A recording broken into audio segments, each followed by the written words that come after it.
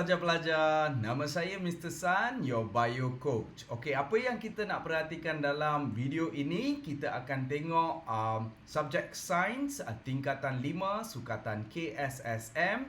Kita akan fokus kepada bab 4 iaitu kadar tindak balas. Okey, dan saya akan fokus pada topik 4.3 iaitu aplikasi konsep kadar tindak balas. Dalam topik ini, kita kena tahu dua komponen. Okey, iaitu satu adalah proses haba dan satu lagi adalah proses sentuh. Okey, proses haba dan proses sentuh. Okey. Now, komponen ini sangat penting ya. Sebab apa? Kebarangkalian ia keluar dalam exam, okey, dalam soalan kertas 1 dan kertas 2 adalah sangat tinggi. Okay, especially dalam kertas 2 ya, dalam komponen bahagian B dan bahagian C.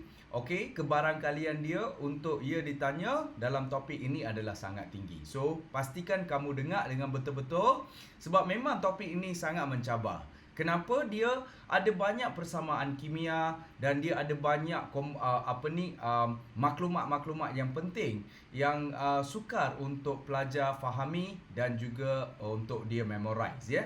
So, jom kita tengok proses haba dulu. Proses haba adalah proses di mana digunakan untuk menghasilkan amonia.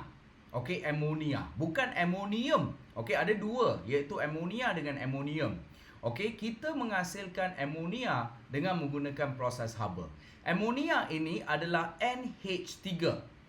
Okey, ia adalah NH3.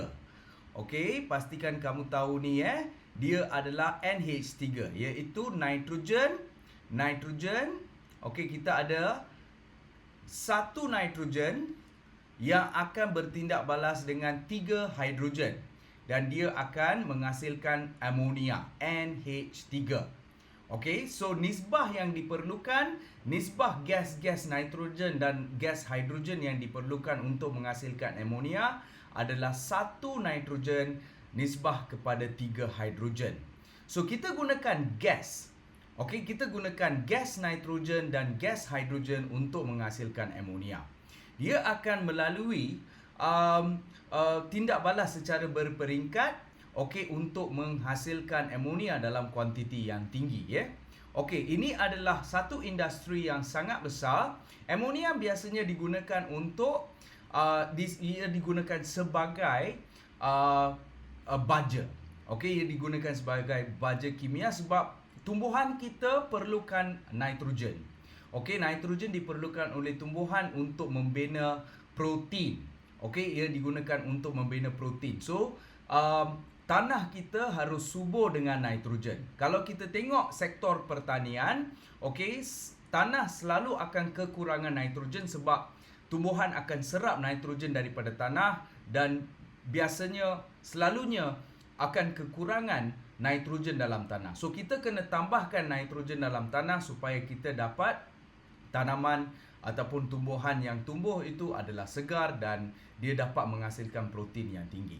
So, kita kena hasilkan amonia. Okey, dan proses haba ini adalah proses yang sangat penting dalam proses penghasilan amonia. So, berapa nitrogen yang kita perlu? 1 nitrogen nisbah kepada 3 hidrogen. So, kita akan guna gas nitrogen dan gas hidrogen. Dan gas nitrogen dan gas hidrogen ini akan dimasukkan dalam satu tangki yang dikenali sebagai pemampat.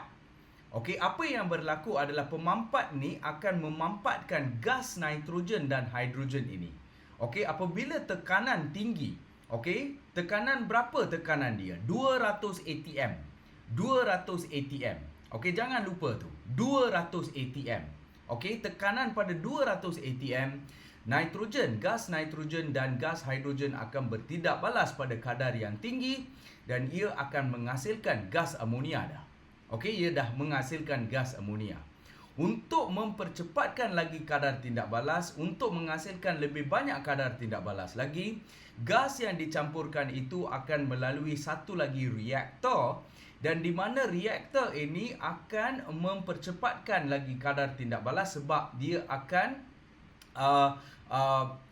bertindak ya, semua gas nitrogen dan gas hidrogen yang belum bertindak balas lagi akan bertindak balas pada suhu yang tinggi, iaitu pada suhu 450 darjah Celsius hingga 550 darjah Celsius. Okey, dalam kandungan ini, dalam reaktor ini juga serbuk ferrum, serbuk ferrum besi, serbuk ferrum digunakan, dan serbuk ferrum ini adalah pemangkit, adalah pemangkit untuk meningkatkan lagi kadar tindak balas supaya lebih banyak amonia dapat dihasilkan. So proses haba ini adalah proses penghasilan amonia, itu sahaja. Gas nitrogen dan gas hidrogen digunakan untuk menghasilkan amonia. Berapa nitrogen? 1 nitrogen. Nisbah kepada berapa hidrogen? 3 hidrogen. Kedua-dua gas hidrogen dan gas nitrogen ini akan dialirkan dalam satu tangki yang dikenali sebagai pemampat, di mana tekanan akan ditingkatkan kepada 200 atmosfer, dan dia akan mulakan tindak balas di antara gas nitrogen dan hidrogen untuk menghasilkan amonia. Untuk mempercepatkan lagi kadar tindak balas, campuran gas-gas tersebut akan masuk ke dalam reaktor, di mana suhu sekarang akan ditetapkan pada dalam lingkungan 450 hingga 550 darjah Celsius, dan juga mangkin digunakan. Apakah jenis mangkin yang digunakan di sini? Jenis mangkin yang digunakan di sini adalah serbuk ferrum. Serbuk ferrum digunakan supaya gas nitrogen dan gas hidrogen ini bertindak balas dan dia dapat menghasilkan gas amonia. So yang dihasilkan adalah gas amonia sebab suhu dia sangat tinggi, So dia tidak akan jadi cecair amonia. Sebenarnya pada permulaannya dia akan jadi gas amonia, di mana gas amonia ini dimasukkan ke dalam kebuk penyejukan. Dalam kebuk penyejukan ni suhu direndahkan supaya gas-gas amonia ini akan melalui proses kondensasi dan dia akan menjadi cecair amonia. Dan cecair amonia ini akan mengalir keluar dan dia akan dikumpulkan dan dia akan diproses supaya dia dapat dihantar ke tempat di mana amonia digunakan, kepada di sektor pertanian, most importantly. Gas-gas nitrogen dan hidrogen yang tidak bertindak balas tadi itu, ada beberapa gas hidrogen dan nitrogen yang tidak akan bertindak balas. Ia akan dialirkan semula kepada tangki pemampat. Ia akan dialirkan semula ke tangki pemampat dan proses ini akan berterusan supaya lebih banyak amonia dapat dihasilkan. Ia tidak akan dibazir.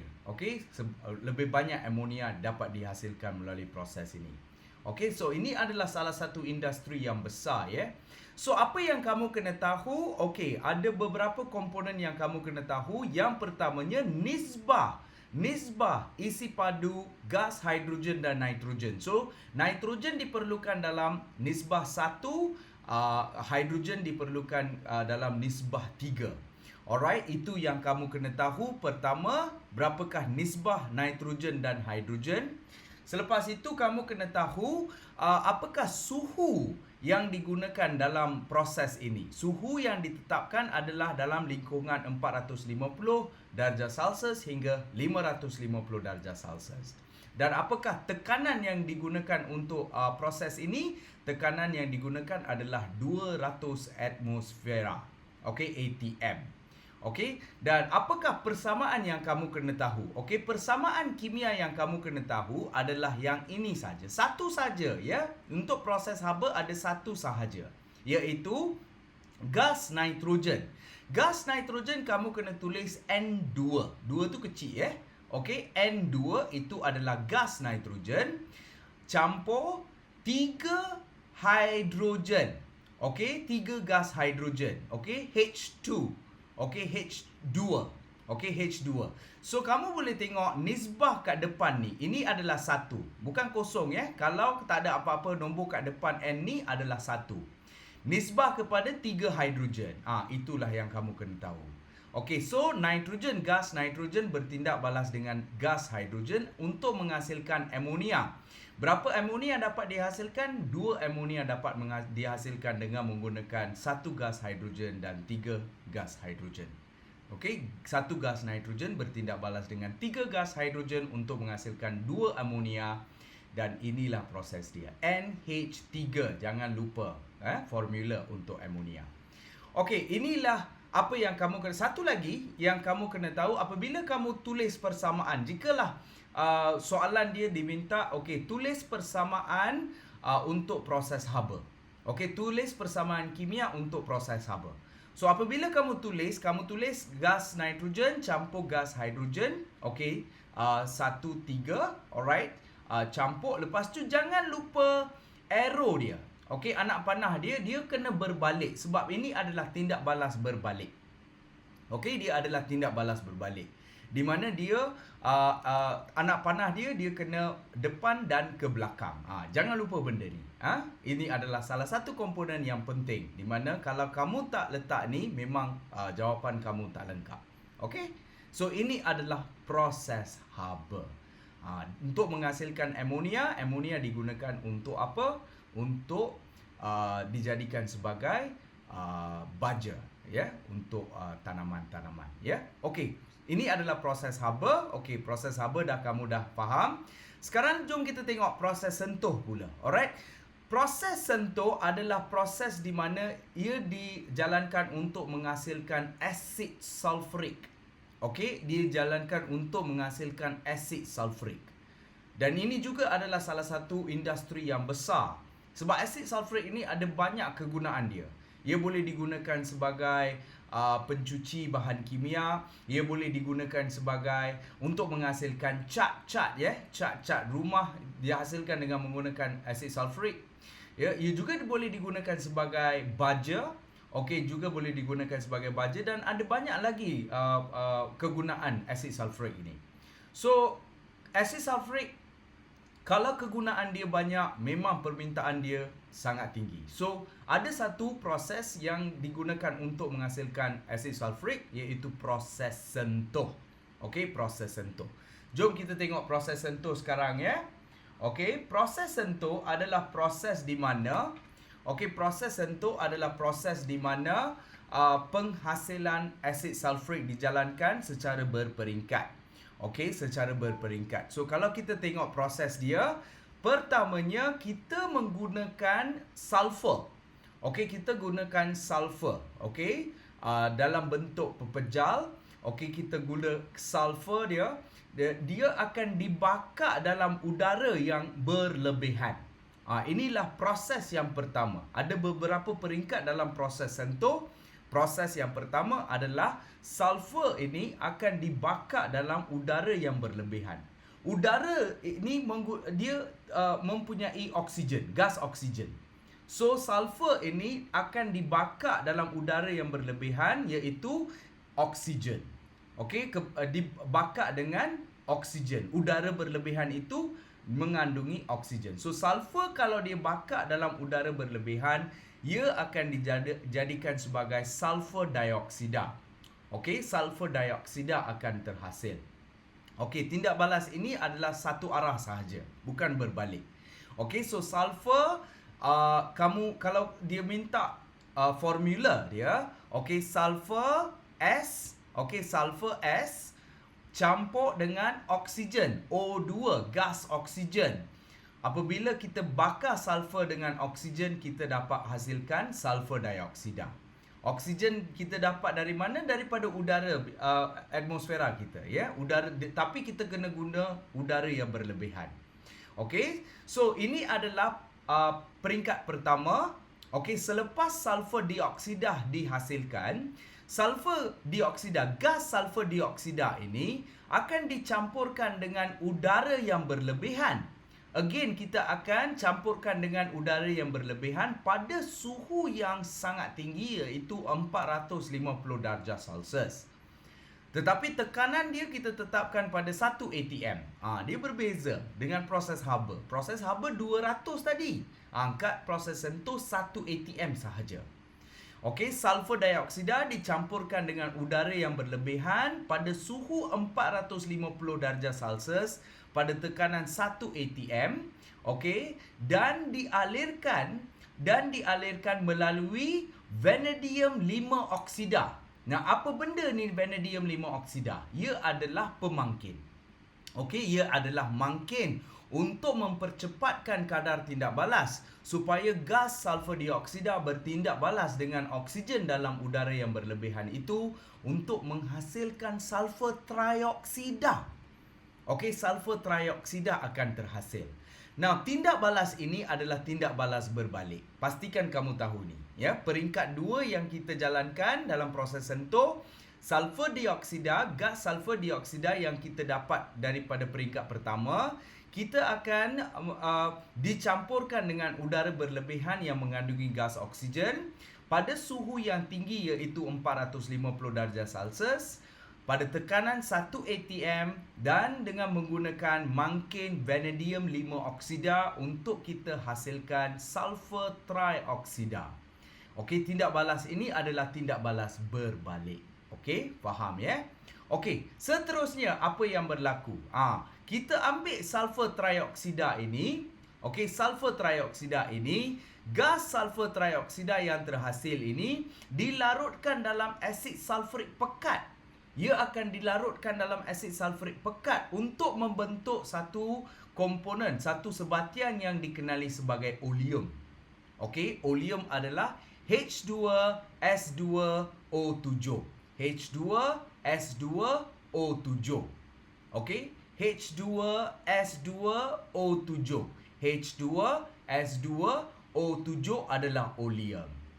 Okey, macam mana kita dapat hasilkan oleum? Kita ambil sulfur trioksida yang kita dapat dari, kita larutkan dia dalam asid sulfurik yang pekat untuk kita membentuk oleum. Okey, apa yang kita buat dengan oleum ini? Lepas kita dah dapat oleum, okey, kita dah hasilkan oleum Lepas kita dah hasilkan oleum, kita seterusnya akan cairkan oleum tu dengan air. Kita akan cairkan oleum tu dengan air untuk menghasilkan asid sulfurik yang pekat. Inilah peringkat yang akhir sekali. Iaitu oleum yang kita dapat itu kita akan dicairkan dengan air untuk menghasilkan asid sulfurik yang pekat. Okey? So, macam mana kita kena tahu persamaan kimia dia? Okey, sulfur trioksida, SO3 sulfur trioksida. Okey, akan dicampurkan dengan asid sulfurik iaitu H2SO4. H2SO4 adalah asid sulfurik. So, apabila kita campurkan asid sulfurik, sulfur trioksida dengan asid sulfurik, kita dapat hasilkan oleum. Oleum yang kita peroleh tadi tu, kita akan cairkan dia dengan air untuk menghasilkan asid sulfurik pekat, iaitu H2S2O7, iaitu oleum akan dicampurkan dengan air untuk menghasilkan asid sulfurik yang pekat. Inilah gambar rajah yang kamu kena tahu tentang proses sentuh. So, kalau kamu tengok sulfur ada udara kering masuk dalam satu reaktor yang ada api, kita tahu itu adalah proses pembakaran sulfur dengan udara kering untuk menghasilkan gas sulfur dioksida, iaitu SO2 adalah sulfur dioksida. Selepas itu SO2 itu akan dicampurkan lagi dengan gas oksigen, iaitu udara yang berlebihan pada suhu yang tinggi, iaitu 450 darjah Celsius pada tekanan 1 atm dengan menggunakan mangkin vanadium 5 oksida untuk mempercepatkan kadar tindak balas dia, gas sulfur trioksida akan terhasil. Gas sulfur trioksida ini akan dicampurkan dengan asid sulfurik yang pekat untuk menghasilkan oleum. Oleum akan dicairkan dengan air untuk menghasilkan asid sulfurik yang pekat. Very easy, senang sahaja. Inilah proses sentuh. Okey, pastikan kamu tahu formula dia. Okey, kalau kamu tak dapat tulis persamaan kimia dia, dengan menggunakan komponen-komponen kimia macam S dan O2 ni, kalau kamu tak ingat ya, kamu boleh tulis nama dia macam ni, sulfur campur dengan oksigen, okey, kamu akan dapat sulfur dioksida. Okey, tulis sahaja perkataan dia. Okey, jangan takut ya. Tapi pastikan kamu tahu anak panah dia yang mana satu yang kena berbalik. Yang kena berbalik adalah sulfur dioksida campur oksigen untuk menghasilkan sulfur trioksida. Proses ini adalah proses berbalik. Yang lain semua adalah satu arah sahaja. Okey, untuk proses sentuh. Tapi proses untuk penghasilan amonia dalam proses haba memang satu persamaan kimia saja, dan proses dia adalah proses berbalik. Anak panah dia kena ada dua. Okey? So, ini adalah proses haba dan juga proses sentuh. Pastikan kamu tahu apakah kegunaan proses haba dan proses sentuh. Proses haba adalah untuk menghasilkan amonia. Proses sentuh adalah untuk menghasilkan asid sulfurik pekat. So, inilah topik 4.3 yang sangat penting, iaitu aplikasi konsep kadar tindak balas. Okey, memang sangat-sangat famous untuk topik ini keluar dalam exam kamu. Okey, watch out for komponen bahagian B dan juga bahagian C. Itu sahaja untuk video ini. Kita akan tengok lebih banyak lagi topik dalam video-video yang akan datang. Nama saya Mr. San, I'm your bio coach.